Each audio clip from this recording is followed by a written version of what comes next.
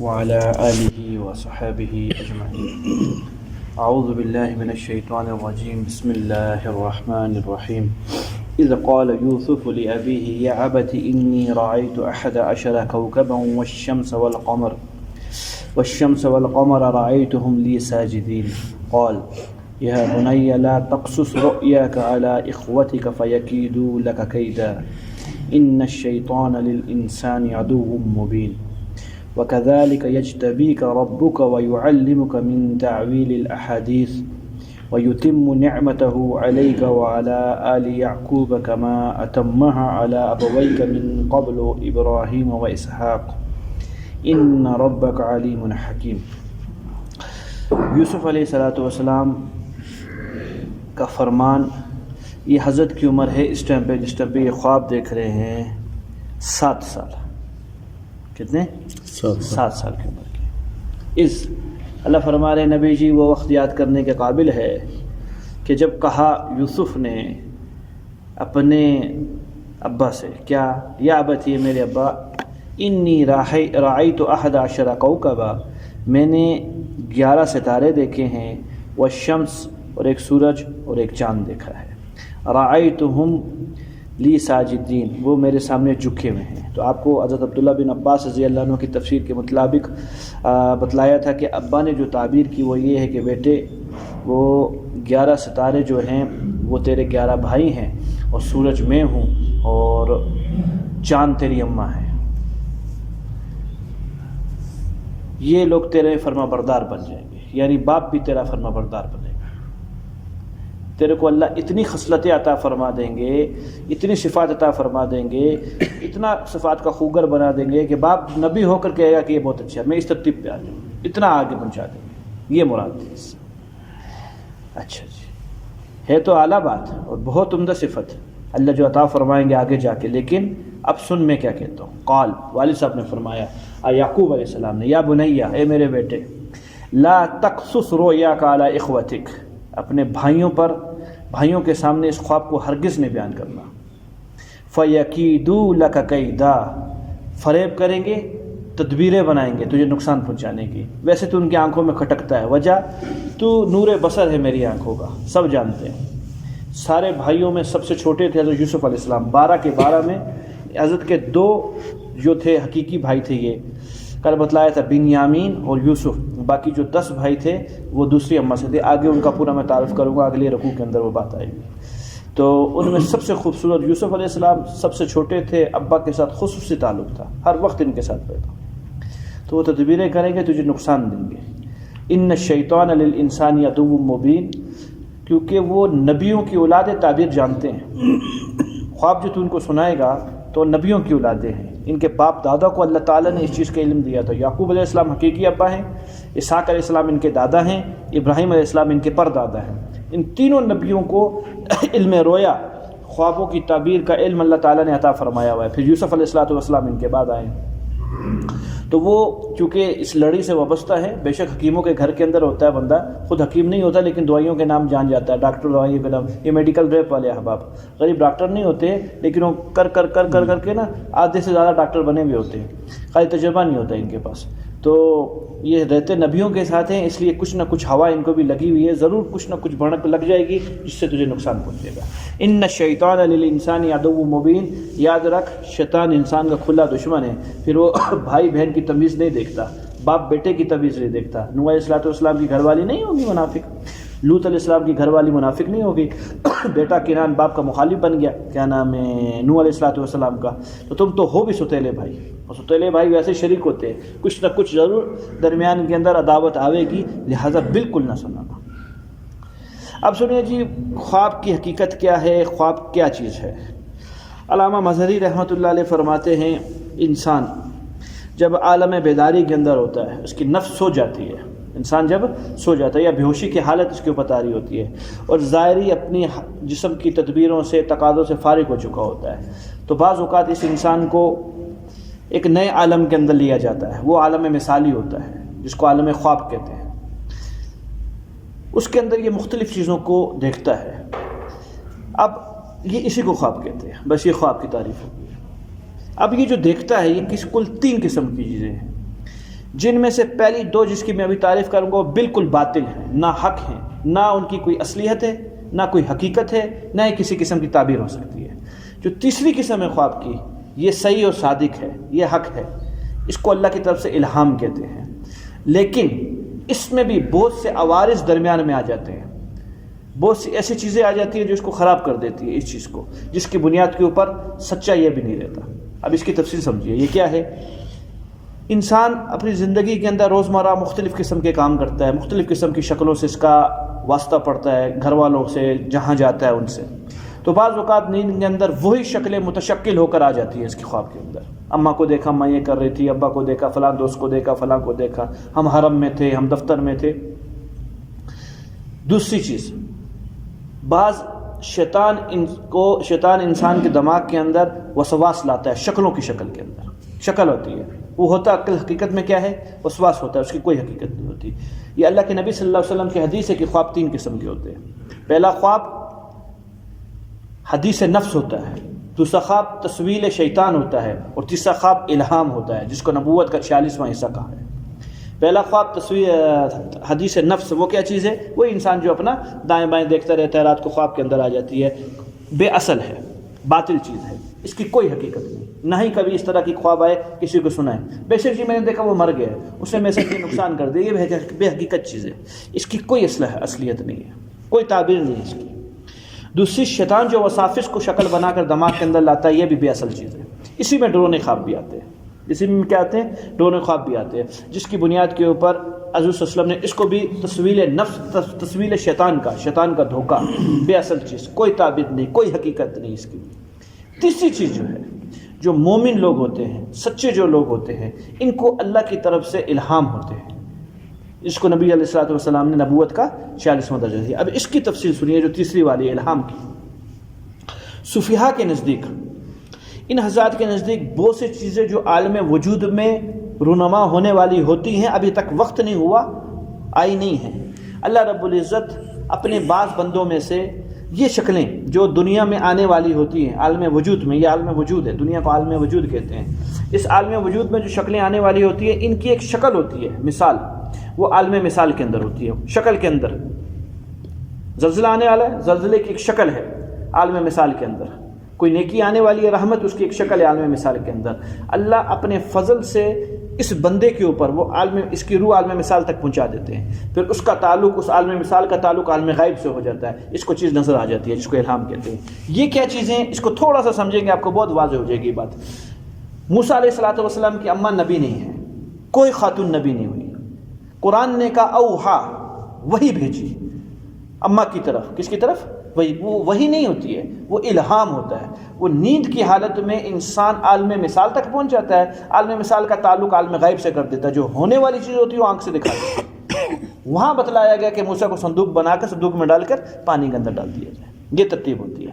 اچھا، یہاں تک جب بندہ پہنچ جاتا ہے، اس کو چیز سامنے نظر آ گئی کہ مستقبل کے اندر یہ کام ہوگا، اس کو تعین کا پتہ نہیں ہوتا، کل یہ میرے ساتھ ہونے والا ہے کام، پرسوں ہونے والا ہے کام، ترسوں ہونے والا ہے کام، خواب میں دیکھا میں حج کر رہا ہوں، کرے گا حج، تعین نہیں معلوم اس کو، کوئی اور اس طرح کی چیز اس نے دیکھ لی، جو کہ جس کی تعریف یہ کی ہے علامہ قرطبی رحمۃ اللہ علیہ نے، انسان اپنے علم سے جان لگانے کے باوجود بھی وہاں تک پہنچنا قادر نہ ہو سکے، اس کو الہام کہتے ہیں۔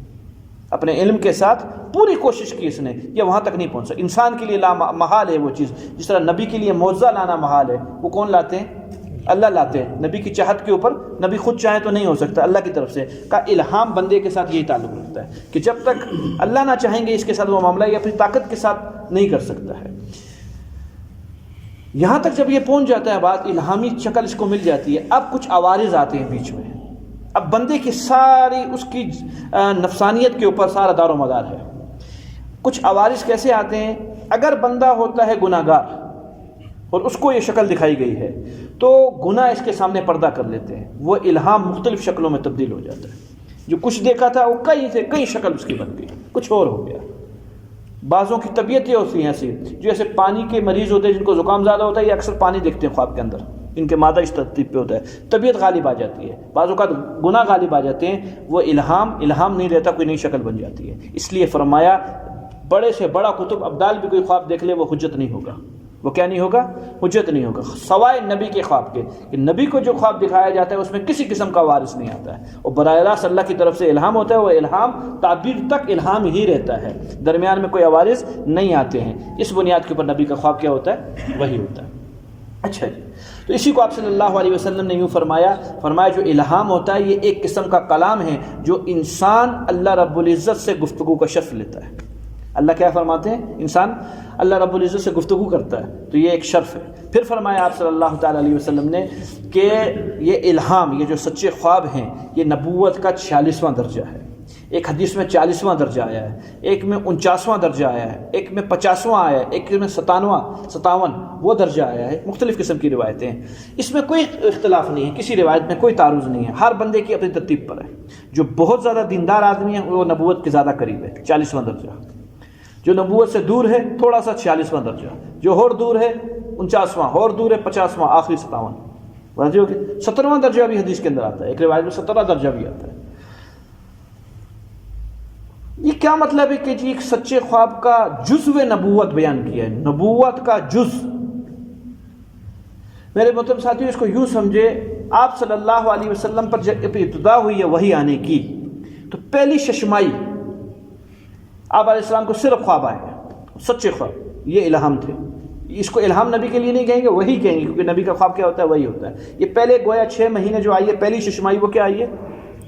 وہی آئی ہے خواب کے ذریعے۔ اس کے بعد 45 ششمائیاں جبرائیل علیہ امین تشریف لائے ہیں، پھر خواب کے ذریعے۔ کبھی کبھار خواب بھی دیکھا علیہ الصلوۃ والسلام نے، لیکن اکثر اوقات 45 ششمائیاں کیا آئی ہیں؟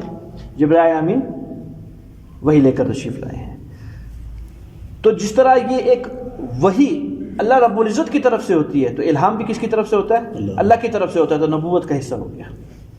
اس پر یہ ہے آج کے دور کے قادیانی دجال جو ہیں، وہ اظہار کرتے ہیں اس بات کا کہ نبوت کا جز باقی ہے۔ خواب نبوت کا حصہ ہے نا، آپ حضرات دیکھیں گے تو نبوت کے 46ویں حصے کے اوپر 50ویں پہ 97ویں پہ جتنے پہ بھی عمل ہو گیا، تو نبوت کا جز باقی ہے۔ تو اس کا مطلب ہے جب نبوت کا جز باقی ہے تو نبوت باقی ہے، آ سکتی ہے۔ تو بھئی یہ تو ایک عقل مند انسان، میرے پاس مشین کا ایک نیٹ ہے، میں یہ کہہ سکتا ہوں میرے پاس مشین ہے؟ صرف ایک نیٹ ہے، بولو جی۔ شب کہاں ہے پوری مشین؟ جز ہونے سے کل تھوڑی لازم آتا ہے، ہاں کل ہونے سے جز لازم آتا ہے، پوری کا پورا چیز میرے پاس موجود ہے تو اس کے اجزاء بھی تو پھر میرے پاس موجود ہے نا۔ دوسری بات، قرآن اور حدیث تو ایک عقلی دلیل دے دی آپ کو، نقلی دلیل قرآن اور حدیث کے سارے جملہ عقائد سے یہ نظریہ خلاف ہے، قرآن اور حدیث کو توڑ رہا ہے کہ نبوت باقی ہے، نبوت باقی نہیں ہے، نبوت تام ہو چکی ہے، نبوت کامل ہو چکی ہے، جناب رسول اللہ صلی اللہ علیہ وسلم پر لے آئے۔ حدیث آپ صلی اللہ علیہ وسلم کی ذہن میں آ گئی، آپ نے فرمایا لم یبقى من النبوۃ الا مبشرات، نبوت کا کوئی حصہ باقی اللہ نے نہیں چھوڑا مگر مبشرات، خوشخبریاں۔ خوشخبریاں یہ الہامات ہیں، خوشخبریاں کیا ہیں؟ سچے خواب کے لیے مسلمان ہونے کی بھی ضرورت نہیں ہے، بعض اوقات کافر کو بھی سچا خواب آ جاتا ہے، اپنی رحمت سے اللہ دے دیتے ہیں، فاسق کو بھی آ جاتا ہے۔ قاعدہ کلیہ سنت اللہ عادت اللہ یہی ہے کہ مومن دیندار آدمی ہی کو سچے خواب آتے ہیں، لیکن کبھی کبھار کیا، اس کی کئی مثالیں۔ پہلی مثال یہی سپارہ جس سورت چل رہی ہے، آگے پڑھو گے انشاءاللہ آپ، مصر کا بادشاہ خواب دیکھتا ہے، سچا ہوا، ہو گیا، کافر تھا۔ جیل کے اندر جو 2 ساتھی ہیں یوسف علیہ السلام کے، دونوں قیدی، ایک باورچی تھا ایک ساقی تھا، وہ پانی پلانے والا، دونوں کے خواب سچے ہوئے جو یوسف علیہ السلام نے تعبیر کی ان کی، کافر تھے، ہو گیا۔ کسرا حضور صلی اللہ علیہ وسلم کے دور کا کافر، اس نے آپ علیہ السلام کے متعلق خواب دیکھا تھا اور وہ خواب سچا ہوا، کافر تھا۔ بخت نصر کل سنایا، دانیال علیہ السلام سے جو تعبیر کروائی تھی، حضور صلی اللہ علیہ وسلم کی آمد کا خواب دیکھا تھا، سچا ہوا، کافر تھا۔ حضرت عاتقہ رضی اللہ تعالیٰ پھپھی حضور صلی اللہ علیہ وسلم کے زمانہ کفر کی حالت کے اندر، حالت کفر میں آپ صلی اللہ علیہ وسلم کے بارے میں خواب دیکھا تھا، سچا ہوا۔ تو معلوم کیا ہوا کہ ضروری نہیں ہے کہ ہر وقت دینداری کو سچا خواب آئے گا، دنیا دار کو بھی آ سکتا ہے اپنی رحمت سے۔ قاعدہ قانون یہ نہیں ہے، قاعدہ قانون یہ نہیں ہے، قاعدہ قانون یہی ہے کہ دینداری کو سچا خواب آئے گا۔ حجت کسی کا خواب نہیں ہے، نہ دیندار کا خواب حجت ہے، نہ بے دین کا خواب حجت ہے، کسی کا خواب، اس کو اپنے لیے بھی حجت نہیں ہے، اپنے لیے بھی اس کے لیے حجت نہیں ہے۔ حجت وہ ہوتی ہے میرے محترم ساتھیوں جس میں بال برابر بھی اشکال کے احتمال نہ رہے۔ یہ ہمارا قرآن ہے، یہ حجت ہے، اس میں بال برابر، اس کو توڑو جہاں سے توڑ سکتے ہو، اس کے آیات کو، اس کے احکام کو توڑنا شروع کرو، دنیا توڑ رہی ہے، بڑی بڑی جماعتیں بیٹھی ہوئی ہیں، اربوں خربوں روپیہ خرچ کر رہے ہیں، اس کو توڑنے کے پیچھے لگ رہے ہیں، نہیں توڑ سکے آج تک۔ اس کو کہتے ہیں یہ حجت ہے۔ جناب رسول اللہ صلی اللہ علیہ وسلم کی پوری زندگی حجت ہے، توڑنے کی لوگ کوشش کر رہے ہیں، نہیں ٹوٹتی ہے۔ جس میں بال برابر بھی نقص اور کمی نہ ہو اس چیز کو حجت کہتے ہیں۔ اس کو خواب تو پہلی بات خود نہیں سمجھا تو حجت کیسے ہو سکتی ہے؟ جو چیز کیا نہیں ہوئی ہو، سمجھ میں نہیں آئی ہو۔ خیر جی کافی تفصیل ہوگی، اور بھی ہیں بہت ہیں، اس پر مستقل کتابیں ہیں اس فن کے اوپر۔ یہ علم وہبی ہے، اللہ کی طرف سے عطا ہوتا ہے۔ پڑھنے سے اس کے قاعدے قانون تو سیکھ جائیں گے، قریب قریب پہنچ تو جائے گا، لیکن یہ اصل میں کیا چیز ہے؟ علم وہبی ہے۔ ہر ایک کی بس کی یہ چیز نہیں ہے کہ اس چیز کو کیا جائے۔ کچھ آیات سے متعلق احکام نکلتے ہیں۔ ابا جی نے فرمایا بیٹے کو، یوسف علیہ السلام کو، خواب مت سنائیو۔ وجہ پتہ چلا خواب مخلص آدمی کو سنانا چاہیے، ہمدرد کو سنانا چاہیے، اور صاحب الرائے کو سنانا چاہیے، جس میں یہ تین چیزیں ہوں اس کو خواب سناؤ۔ یہ صاحب الرائے ہیں، نبیوں کی اولاد ہیں، خواب جان جائیں گے تو یہ تعبیر دے سکتے ہیں، صحیح دے سکتے ہیں، لیکن جان کر تعبیر غلط دیں گے۔ تیرے ہمدرد نہیں ہیں، خواب نہیں سنانا ان کو، اس لیے منع فرما دیا۔ کیا کہا؟ لا تقصص رؤیاک علی اخوتک، اپنے بھائیوں کو خواب نہیں سنانا، ہمدرد نہیں ہے۔ آپ علیہ الصلوۃ والسلام نے فرمایا خواب الہامی طور پر اللہ کی طرف سے مبشرات ہیں، یا تو شیطان کی طرف سے ہیں یا تو اپنی نفس کی طرف سے ہیں۔ خواب معلق رہتا ہے جب تک اس کی تعبیر نہ کی جائے، جیسی تعبیر ہو جاتی ہے، جیسی تعبیر کی گئی خواب اسی شکل میں زندگی کے اندر آتا ہے۔ ضروری نہیں ہے یہ جو خواب دیکھ رہے ہیں آج 7 سال کی عمر میں، کون؟ یوسف علیہ السلام، میرے کو چاند ستارے سجدہ کر رہے ہیں، 33 سال کے بعد یہ تعبیر پوری ہوئی ہے، 40 سال کے بعد یہ معاملہ ہوا جب نبوت مل گئی ہے۔ ضروری ہے نقد ہاتھ کے ہاتھ کیا نام ہے خواب کی تعبیر ہو جائے، زندگی کے اندر کبھی موقع آیا کبھی تعبیر ہو جائے گی۔ تو یہ آپ صلی اللہ علیہ وسلم کا فرمان کہ خواب کے بارے کے اندر کہ ہر ایک کو مت سنو، مخلص ہو تو سنا دو، بلکہ اس میں ابن ماجہ کے اندر ترمذی رحمۃ الترمذی میں یہ آئی بات کہ اگر طریقہ کار بتلایا، اچھا خواب ہو اور مناسب سمجھتے ہو سنانا تو سنا دو۔ ضروری نہیں ہے ہر اچھا خواب، جو خواب پریشان کرے اس خواب کو سنا دیا جائے۔ خواب دیکھا میں نے جی فلاں خواب دیکھ لیا، اچھی بات ہے دیکھ لیا، اگر آپ کی سمجھ میں آ گیا بس بتانے کی ضرورت نہیں ہے کسی کو، یہ اللہ اور تمہارے درمیان ایک راز ہے۔ ایسا خواب ہے جو سمجھ میں نہیں آیا اور بظاہر مجھے ایسا کوئی نقطہ لگ رہا ہے، اس کے اندر کسی طرف اشارہ کر رہے ہیں، اللہ تعالیٰ بیان کر دے کسی صاحب رائے کو۔ اچھا حضرت فرمانے آپ صلی اللہ علیہ وسلم کہ اگر مناسب سمجھو اچھا خواب سنانا سنا دو، ڈھونڈنا خواب کسی کو نہیں سناؤ۔ کیا نام ہے؟ اپنے فوراً جیسی آ جائے تو اپنی کروٹ بدل لو اور اللہم انی اعوذ بک من شر ھذہ الرؤیا یہ دعا پڑھ لو اور دھتکار دو، تھوڑے تھوڑے تھوکو، کیا نام ہے، اپنے اس دل کی طرف پھینک دو کئی شیطان کی طرف سے، اور کروٹ بدل لو، انشاءاللہ اللہ تمہیں اس کے شر سے محفوظ فرما دیں گے، آپ صلی اللہ علیہ وسلم کا فرمان۔ تو ایک چیز تو یہ نکل گئی بھائی کہ اس کے اندر سے کہ ہمدرد کو صاحب الرائے کو خواب سنانا چاہیے۔ دوسری چیز یہ نکلی کہ ڈرونا خواب سنانے سے آپ صلی اللہ علیہ وسلم نے منع فرمایا ہے، لیکن یہ منع شفقت اور ہمدردی کے طور پر ہے، نہ کہ گناہ کے طور پر ہے۔ کسی کو سنانا چاہے سنا بھی سکتا ہے ڈرونا خواب، میں نے یہ دیکھا، ہمدردی اور شفقت کی بنیاد پر منع کیا ہے، گناہ کی وجہ سے منع نہیں کیا۔ خود سنایا آپ صلی اللہ علیہ وسلم نے یہ والا خواب، احد کا میدان تھا، گئے نہیں تھے، کہا میں نے خواب دیکھا ہے، میری ذوالفقار تلوار ٹوٹ گئی ہے، اور ایک میں نے گائے کو ذبح ہوتے ہوئے دیکھا ہے۔ ذوالفقار تلوار سے مراد حضرت حمزہ رضی اللہ عنہ تو شہید ہوئے، پتہ تھا آپ صلی اللہ علیہ وسلم کو یہ مراد ہے اس چیز سے۔ اور نمبر 2 جو گائے ذبح ہوئی ہے میرے صحابہ جائیں گے، 70 صحابہ شہید ہوئے۔ برا خواب تو سنایا آپ صلی اللہ علیہ وسلم نے، تو یہ جو منع کیا کس کی بنیاد پہ کیے؟ ہمدردی اور شفقت کی بنیاد پہ منع کیا، گناہ کی بنیاد پہ نہیں۔ تیسرا مسئلہ آیت سے یہ نکلتا ہے کہ اگر کوئی آدمی کسی کے ساتھ کوئی تعلق بنانا چاہتا ہے اور مجھ کو معلوم ہے کہ یہ بندہ ٹھیک نہیں ہے جو اس کے ساتھ تعلق بنانے لگا ہے، اس کے شر سے اظہار کر دے اس کے شر کا کہ یہ بندہ ٹھیک نہیں ہے، یہ غیبت کے اندر نہیں آئے گا۔ یہ ان کی جان کے لینے لگے تھے، اگر یہ خواب سنائیں گے تو بھائی کیا ہو جائیں گے؟ دشمن ہو جائیں گے۔ یوسف علیہ السلام کی جان کا خطرہ ہے، لہذا باپ نے منع کر دیا کہ ان کو نہیں سنانا ہے۔ فَيَكِيدُوا لَكَ كَيْدًا سے سمجھ میں آ رہی ہے تیرے کو فریب کریں گے، تو یہ اظہار ہی تو کر رہے ہیں، عام بندہ کرے تو غیبت ہو جائے گی، یہ بھی تو بتا رہے ہیں ان کا کہ تیرا کیا کر لیں گے، فریب کریں گے تیرے ساتھ، تیرے کو دھوکہ دینے کی کوشش کریں گے۔ تو ایسا بندہ یہ واجب ہے بھیا یہاں غیبت کرنا کیا ہے؟ اگر میں اس کے ساتھ کاروبار کرنے لگا ہوں اور میں بندہ معاملات میں کمزور ہوں، پیسے لے کے آگے پیچھے ہو جاتا ہوں، اس بندے کے ساتھ یہ میں کر چکا ہوں یا ایسے ہی مشہور ہوں، ان پہ واجب ہے کہ اس بندے کو بتائیں اس کے ساتھ کاروبار نہیں کرنا، یہ یوں والا بندہ ہے، یہ کوئی غیبت نہیں ہے، یہ واجب ہے، اس کو نقصان سے بچانا فرض ہے۔ یہی کام کیا یعقوب علیہ السلام نے۔ چوتھی چیز یہ لوگ نبی نہیں تھے، یہ جتنے بھائی تھے کون تھے؟ نبی نہیں تھے، یہ ایک گناہ کبیرہ کا اقدام کرنے لگے۔ کون کرنے لگے؟ گناہ کا آگے آ رہی ہے بات، کنویں میں ڈالنے والی یا قتل کرنے والی۔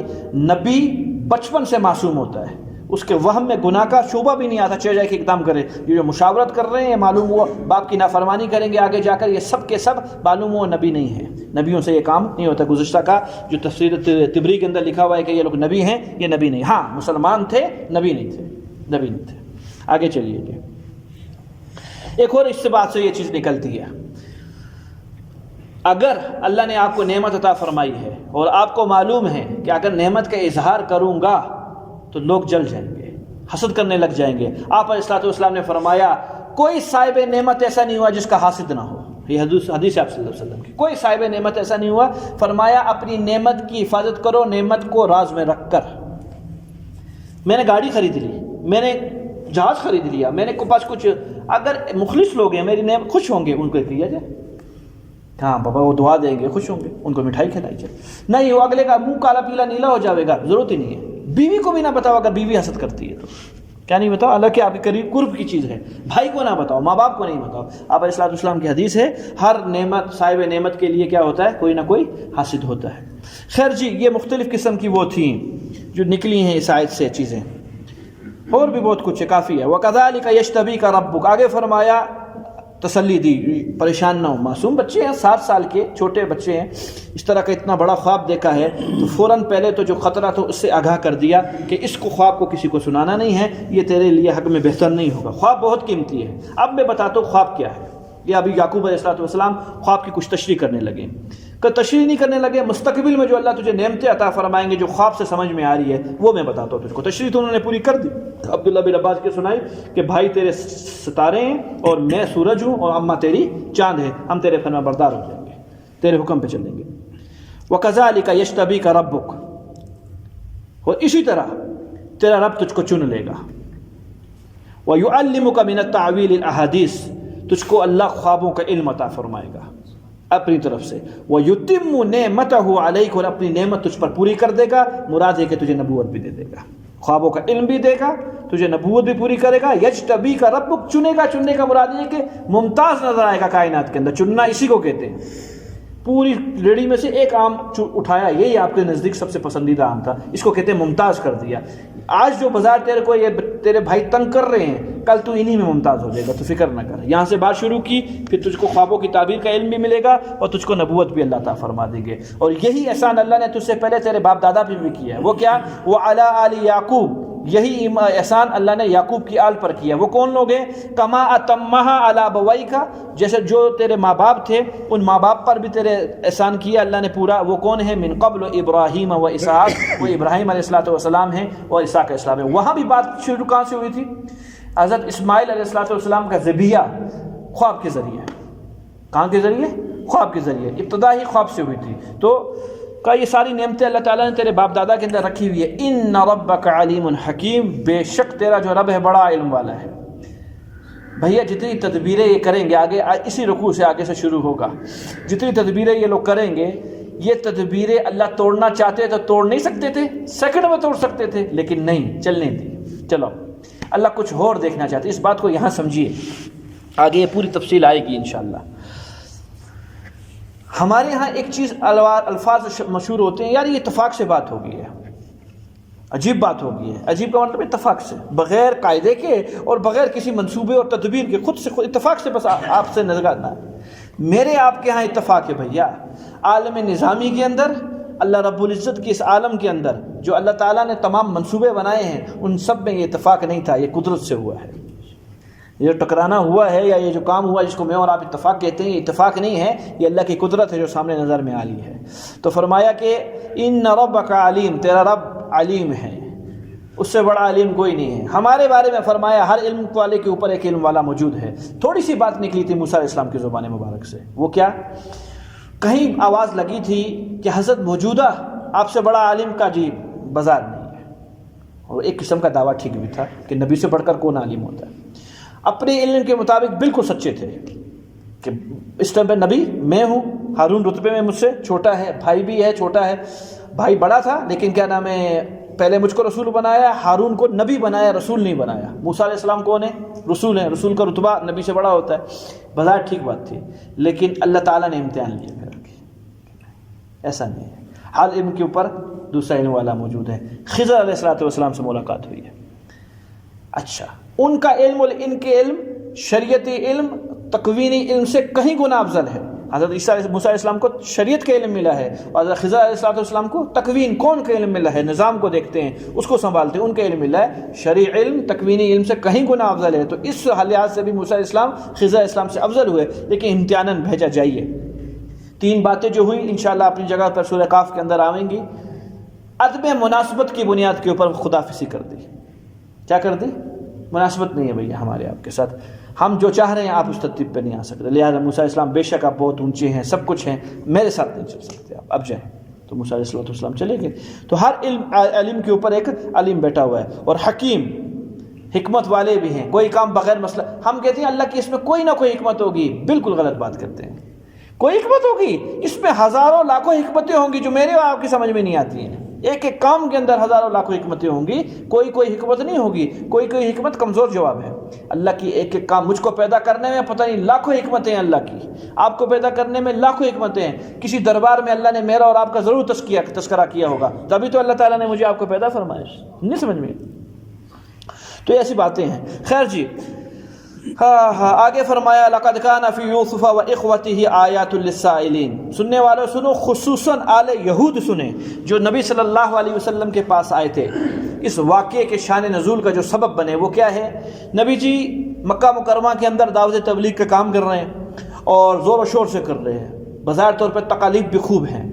مدینہ کے اندر جب یہ آواز پڑی کہ کوئی نبی مبعوث ہوا ہے اور اس نے نبوت کا دعویٰ کر دیا ہے، اب مکہ حضرت جی ایسا گھر ہے موجودہ نبی کوئی بھی نہیں ہے سوائے رسول اللہ صلی اللہ علیہ وسلم کے۔ انجیل، تورات، زبور کا کوئی عالم موجود نہیں ہے اس ٹائم کے اوپر مکہ کے اندر، کوئی نسخہ موجود نہیں ہے مکہ کے اندر، تو نبی علیہ السلام کو معلومات کسی جگہ سے نہیں ہو سکتی۔ کوئی لائبریری نہیں ہے جہاں زبور پڑھی ہوئی وہاں سے اٹھا کے آپ بتا دیں، کوئی تورات نہیں ہے، کوئی انجیل، نہ ہی کوئی پادری اور راہب مکہ کے اندر۔ مدینہ میں موجود تھے، مکہ اور مدینہ کے رستوں کے اندر موجود تھے راہب، لیکن اصل راہب جو موجود تھے وہ شام کے اندر تھے۔ سب کا انتظار جو تھا وہ یہ انتظار تھا، شام کو حضور صلی اللہ علیہ وسلم کا مسکن قرار دیا ہے روایات کے اندر، تو سب یہ سمجھ رہے تھے کہ شام کے اندر پیدا ہونا ہے آپ صلی اللہ علیہ وسلم نے، حالانکہ تورات میں جب پیدائش کی جگہ مکہ فرمائی ہوئی تھی آپ صلی اللہ علیہ وسلم کی۔ شام اور شام کے رستوں کے اندر راہبوں کے ٹھکانے تھے، جہاں یمن کے راستے میں ابو بکر سے ملاقات ہوگی، کل میں نے آپ کو سنائی۔ معلوم ہوا جی آپ صلی اللہ علیہ وسلم مکہ میں مبعوث ہو چکے، نبوت کا دعویٰ بھی فرما دیا آپ نے۔ اب امتحاناً مدینہ سے کچھ لوگ آئے جو کہ یہودی تھے، عرب یہودی، انہوں نے آ کر نام نہیں لیا یعقوب علیہ السلام کا، نہ ہی یوسف علیہ السلام کا، اتنا کہا وہ کون سا نبی ہے جو شام کو چھوڑ کر مصر چلا گیا اپنے بھائیوں کی وجہ سے، جس کی وجہ سے اس کے باپ نابینا ہو گئے یعقوب علیہ السلام۔ فرما دو، نہ نبی کا نام لیا نہ کچھ لیا، جگہیں بتلائیں خالی۔ میں نے کہا کہیں سے بھی آپ علیہ السلام کو معلومات نہیں ہو سکتی تھی، نہ کوئی راہب موجود ہے وہاں سے پوچھ لیں، نہ کوئی لائبریری میں کتابیں پڑھی ہوئی ہیں ان لوگوں کی ان سے پوچھ لیں، نہ ہی موجودہ کوئی اور نبی ہے جن سے پوچھ لیں۔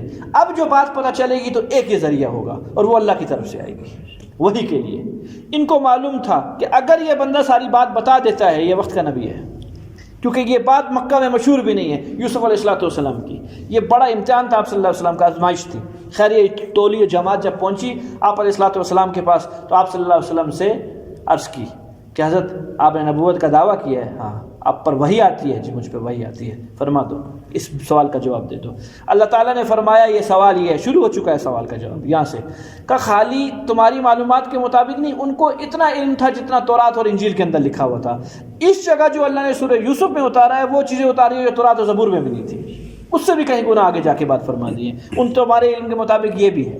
ہاں وہ بات یاد آ گئی مجھے، بلائیں گزری ہیں شیخ، اللہ تعالیٰ نے رجال پیدا کیے، ہر دور کے اندر ایسے مجدد پیدا کیے، کیا بات ہے۔ انور شاہ کشمیری رحمۃ اللہ علیہ مصر گئے، المبسوط نامی کتاب دیکھی وہاں، مصر کی لائبریری، بڑی لائبریری، قدیم لائبریری۔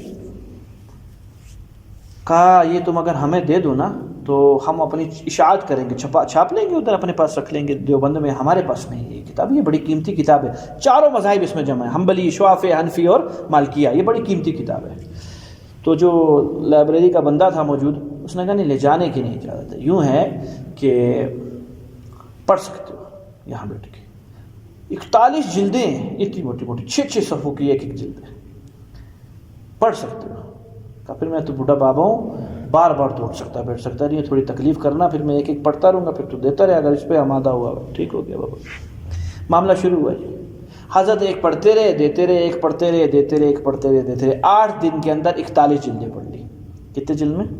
اللہ آپ کو پہنچ جائے شاید جگہ پہ آئے بر صغیر ہندوستان دیوبند کے اندر۔ المبسوط لکھنا شروع کی۔ کتنی جلدی پڑھ کے آئے ہیں؟ 42 لکھی۔ کتنی لکھی؟ پڑھ کے کتنی آئے؟ 42ویں جلد مصر بھیجی۔ تمہاری کتاب میں یہاں غلطیاں میں نے نوٹ کر دی ہیں، اس کو چیک کر کے اس کو ٹک کر دینا۔ تمہاری جلد میں فرمایا کرتے تھے ہندوستان کے سارے مکتبے جل جائیں، کوئی ٹینشن نہیں، اگر انور شاہ کشمیری زندہ لکھ دے گا، فکر نہ کرو، انور شاہ کشمیری زندہ لکھ دے گا۔ بلا تھے جی، کیا لوگ تھے۔ حضرت کا فرمان ہے، برملا کہا کرتے تھے، اللہ اکبر، ممبر رسول صلی اللہ علیہ وسلم پر بیٹھ کر، مسلمانوں میں تم سے مخاطب ہوں کہ جس طرح جن چیزوں سے حضور صلی اللہ علیہ وسلم نے محبت کی ہے ان سے محبت کرنا ایمان کا جزو ہے اور لازمی جزو ہے، اسی طرح جن چیزوں سے حضور صلی اللہ علیہ وسلم نے نفرت کی ہے ان سے نفرت کرنا یہ بھی ایمان کا لازمی جزو ہے، یہ فرمایا کرتے تھے۔ خیر قرآن نے یہی کام کیا۔ اللہ رب العزت نے جو تورات و زبور میں تھا وہ تو بیان کیا، جو نہیں تھا وہ بھی دے دیا، یہ بھی سن لو، تم لوگوں کے کام آئے گا۔ آگے کیا فرمایا؟ لَقَدْ كَانَ فِي يُوسُفَ، تحقیق یوسف علیہ السلام کے واقعے کے اندر، وَإِخْوَتِهِ، اور یوسف علیہ السلام کے بھائیوں کے واقعے کے اندر، آیات للسائلین، پوچھنے والوں کے لیے نشانیاں ہیں۔ کن کے لیے نشانیاں ہیں؟ پوچھنے والوں کے لیے۔ جو پوچھنے والے کون آئے ہوئے؟ مکہ کے یہود، مدینہ کے جو یہود آئے ہیں، تمہارے لیے اس کے اندر نشانیاں رکھی ہوئی ہیں۔ کیا نشانیاں ہیں اس کی تفصیل میں انشاءاللہ کل بیان کروں گا، تھوڑا سا آپ کو نسب بیان کرتا ہوں، بات ختم کرتا ہوں۔ یوسف علیہ السلام کے ابا یعقوب علیہ السلام نے 2 شادیاں فرمائی تھیں۔ آگے چونکہ بھائیوں کا نمبر آئے گا تو وہ علاتی بھائی ہیں، جس کو ستیلے بھائی کہتے ہیں، حقیقی بھائی نہیں ہیں، اس لیے نسب ضروری ہے۔ لیحہ بنت لیحان نامی خاتون تھی، حضرت کی قوم سے ہی تھی، ان سے شادی فرمائی، اور ان خاتون محترمہ سے 10 بچے پیدا ہوئے جو سارے کے سارے بڑے تھے۔ یہ یعقوب علیہ السلام کی پہلی اولاد کے پہلی بیوی سے۔ پھر جب یہ فوت ہو گئی، انہی کی دوسری بہن تھی، راحیل ان کا نام تھا، ان سے دوسری شادی فرمائی یعقوب علیہ السلام نے، ان سے 2 بیٹے پیدا ہوئے۔ پہلے بیٹے تھے بنیامین اور دوسرے بیٹے تھے یوسف۔ یوسف علیہ السلام سب سے چھوٹے بیٹے تھے، تو یوسف علیہ السلام ایک تو سب سے چھوٹے ہونے کی بنیاد کے اوپر محبوب تھے، دوسرا حسن ایسا تھا، غیروں کے بچہ حسین ہو تو وہ اتنا اچھا لگتا ہے چل جائے کہ اپنا بچہ حسین ہو۔ جناب رسول اللہ صلی اللہ علیہ وسلم حسن کے بارے میں فرماتے ہیں، کہا ہم نے جب پہلی مرتبہ دیکھا نا یوسف علیہ السلام کو معراج کے اندر، سمجھانے کے لیے خالی فرمایا حضرت نے، کہا حسن کی بات کریں کہ یوسف کا حسن کیسا تھا؟ صحابہ نے عرض کیا رسول اللہ فرمائیے، کہا اس کائنات کو تقسیم کرو نا تو پوری کائنات کا آدھا حسن یوسف علیہ السلام کے پاس، پوری کائنات کا آدھا حسن یوسف علیہ السلام کے پاس ہے، آدھا جو رہ گیا ہے وہ 1,24,000 نبی بھی شامل ہے اس کے اندر جو دیا ہے۔ فرمایا میں کہ مجھے چھوڑو، بس میرے کو چھوڑو۔ اس کے بارے میں عائشہ رضی اللہ تعالیٰ نے فرمایا، جو روایت ہے حضور صلی اللہ علیہ وسلم کی، کہ کا سارا حسن اللہ تعالیٰ نے چھپا دیا آپ صلی اللہ علیہ وسلم کا، کوئی آپ کو دیکھ نہیں سکتا تھا اگر وہ حسن ہو۔ سورج کو دیکھ سکتے ہیں؟ سورج کیا نبی صلی اللہ علیہ وسلم کے مقابلے کے اندر چھپا دیا، کہ یہ سارا کا سارا حسن دوبارہ آئے گا کل قیامت کے دن حضور صلی اللہ علیہ وسلم کو، جب پھر آنکھ ہوگی، جب اللہ کو دیکھ سکیں گے تو پھر آپ صلی اللہ علیہ وسلم کو بھی دیکھ سکیں گے نا، پھر اللہ تعالیٰ آنکھ عطا فرمائے گا۔ آگے بھائیوں کی ترتیب ہے جی انشاءاللہ زندگی دی، کل اس میں بہت تفصیل ہے۔ اللہم صلی علی محمد وعلی آل محمد وبارک وسلم۔ ربنا آتنا فی الدنیا حسنہ وفی الآخرۃ حسنہ وقنا عذاب النار، آمین برحمتک۔ اللہ آپ کا بیٹا